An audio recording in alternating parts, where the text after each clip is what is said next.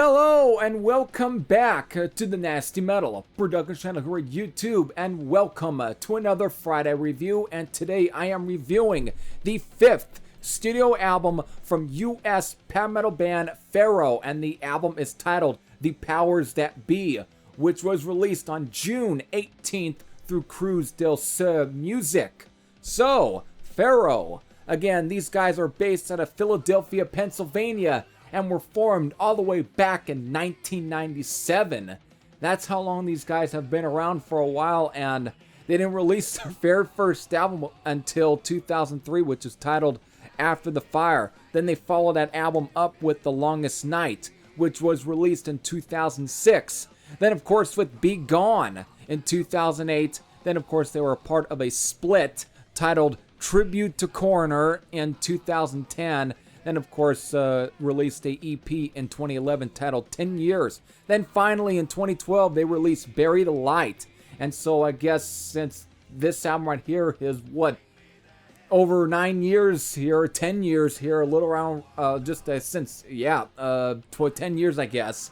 They follow up here with The Powers That Be. So without further ado, let me get into my thoughts on the 5th album from Pharaoh, The Powers That Be.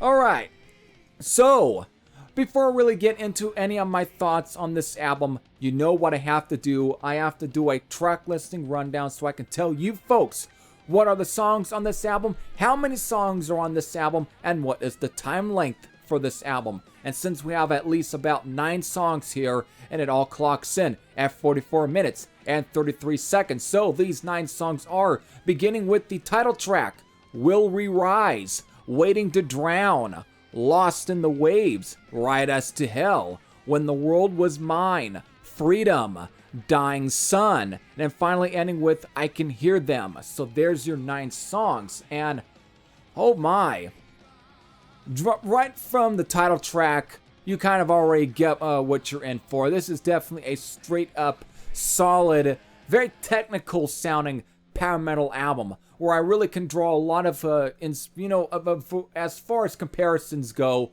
really I can draw comparisons to bands like either Megadeth at times, a bit of Hellstar, but of course Metal Church and Queensryche, for example, I really can hear a lot of similarities, especially mostly the Ronnie Monroe era of Metal Church. I really can at least draw a lot of comparisons to, but there's everything's played great production-wise. It's a little rough, a little raw in some cases, but it still sounds clear, and it still has a nice sort of warmth to it. Sounds great. But overall, I mean, as far as some great songs, as far as the technicality, I mean, just listen to at least the title track. Will We Rise also is very good, but I think also like Lost in the Waves, Ride Us to Hell, and Freedom definitely are just some straight up standout songs. But as far as when it comes to the way that they're able to compose these songs, just the overall musicianship and the technicality of a lot of the members, everything's great. And the vocals, he at times I would say he might be a little similar to maybe a guy like Ronnie Monroe, but he's got a real rough gruff to his voice, and he really gives it. He's a great vocalist. But I think some other great standout songs has to also be one of the more slower tracks. That's definitely, for example, would be When the World Was Mine, which really I can draw a lot of comparisons between Metal Church and Queensryche. This is where I really can draw a lot of comparisons to at least the Ronnie Monroe era of Metal Church, especially for like Weight of the World. It really has that sort of feel going on, especially with the way it begins, where it's very dark, very somber-like. And then it definitely builds into a straight-up great sort of almost Beyond the Realms of Death type metal track. It's just got a nice sort of pacing going on. It's just great. And of course, I mean, other songs, I guess, for example, maybe Waiting to Drown. It's kind of a semi-ballad on the album, but it's not bad. Again, it's probably not my favorite, but it's fine. But again, there's always, songs like Dying Sun and I Can Hear Them, but they're all fine. Still, I think When the World Was Mine is probably the best, the strongest I find to be of at least the more straight up slower songs. One that's got almost a very ballady kind of feel going on, but it really isn't. It's just a straight up great sort of brooding, dark somber metal track, and I think When the World Was Mine is really the top of the list when it comes to some of the slower songs. When it comes to this album, just fucking great. But there's just a lot of great songs on this album. Everything is played to at least great, I guess you can say perfection. Everything just sounds great. There's really nothing bad here. It's just a straight up solid metal album. So I can't really say anything bad here. So there we go. There's my overall thoughts and review for The Powers That Be, the 5th album from Pharaoh. And here, I guess it's time to get to my rating. I am giving it a 8.85 out of 10.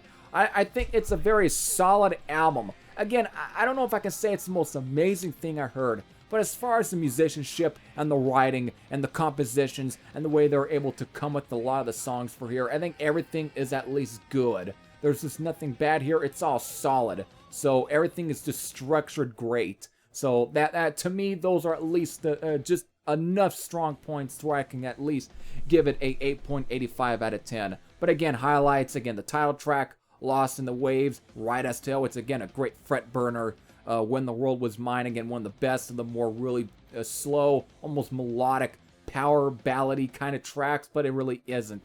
Again, very similar to like stuff you expect from like early Queensryche and even Metal Church, that sort of style, and of course Freedom.